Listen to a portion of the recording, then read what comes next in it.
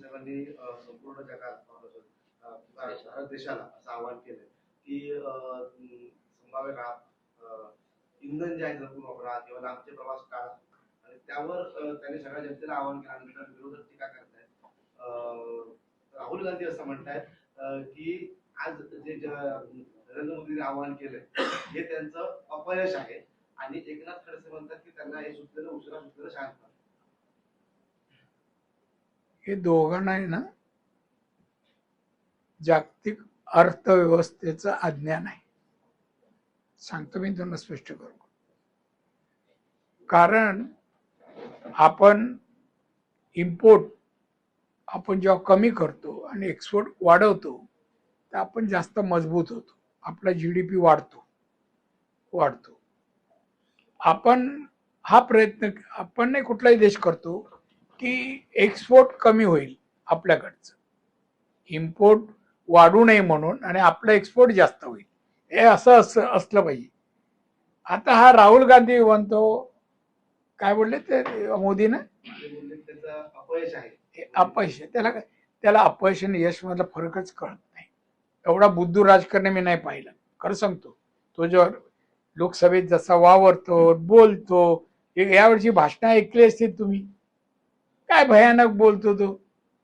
पंतप्रधानांना काय उद्देशायचं ते पण त्याला माहित नाही.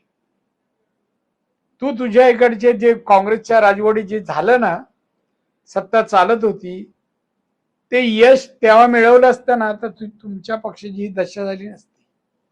जसे खडसेला बीजेपीने हातून बाहेर काढलं म्हणून त्यांना शहाणपणा सुचलाय.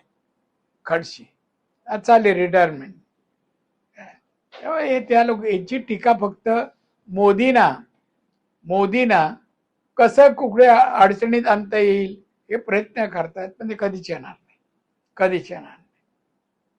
आता मोदींनी सांगितलं आपल्या गोष्टी वापरा. चुकीचं काय? मार्केटिंग वाढवायला आपल्या लोकांचं उत्पन्न. आता आपण ते काय ह्याला जाणार काय इटलीला आम्ही घ्यायला काय आणि काय त्यांचं मार्केट स्ट्रॉंग करायला. प्रत्येक देशाचा माणूस प्रयत्न करतो आपला एक्सपोर्ट वाढायला, पण तो जाहीर करून नाही. ती मार्केटिंगची हे कसं माल आपला जाईल बाहेर, एक्सपोर्ट कसं जास्त होईल असं आहे. जे मंत्री आहेत राज्यातील, कारण पेट्रोल भविष्यात कमी तुटवडा होऊ शकतो, त्यानुसार मंत्री असतील, अधिकारी असतील आणि जे प्रशासकीय अधिकारी असतील यांनी आपल्या ताफ्यातील वाहने जी आहेत ती देखील कमी करावी. मग ते योग्य आहे. त्यांनी मार्गदर्शन केलं तर चुकीचं काय?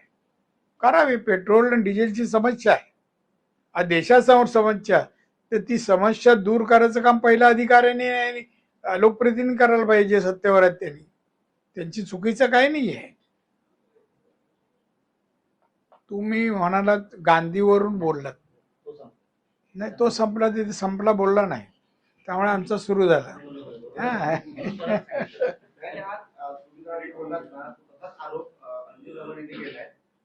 कोण? जाऊ दे रे, तू काही सगळ्या लोकांचे काय आहे ती रे, तिला कामधंदे काय? हे एकच कामधंदे आहे. मग दादा सध्या सिंधुदुर्ग जिल्ह्यातील म्हणजे कोकण किनारपट्टीच्या भागातील आंबा बागायतदार चिंतेत होता आणि त्याचप्रमाणे जो शासनाने जो निधी जो मंजूर केलेला होता तो 2200 रुपये एकरी होता, हेक्टरी होता.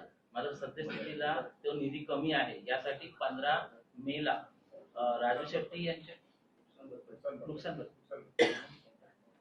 15 मेला राजू शेट्टी यांच्या नेतृत्वाखाली वर्षावर सिंधुदुर्ग, रत्नागिरी आणि रायगड मधील शेतकरी जे आहेत ते मोर्चा काढणार आहेत. आंबा बागायतदार किंवा काजू ही जी पिकं आहेत त्यांची या वर्षाच्या अवेळी पाऊस आणि हे सगळं झाल्यामुळे फार मोठं नुकसान झाले, वास्तव आहे, खरं आहे ते. त्यासाठी आम्ही सर्व कोकणातील खासदार, आमदार, मंत्री जे कोण आहेत ते आम्ही शासनाचं लक्ष वेधलं. मुख्यमंत्र्यांनी त्याच्यावर बैठक घेतली आणि त्याप्रमाणे त्यांनी यावेळेला काही ठराविक रक्कम मंजूर केली. ही पहिली आणि शेवटची नाही, आम्ही याच्यावर परत विचार करू. आता जून महिना सुरू झाला ना, विचार करू आणि वाढून देण्याचे आमचे प्रयत्न आहेत. आता ते ह्याचं कोण शेट्टी म्हणालात, त्यांना आंदोलन केल्याशिवाय त्यांचं काम सुरू होत नाही ना. त्यांना एकच असतं आंदोलन. ना शेती करत, ना धंदा करत, ना राजकारण करत. मग काहीतरी करायला पाहिजे ना. मी ओळखतो, चांगले मित्र आहेत माझे.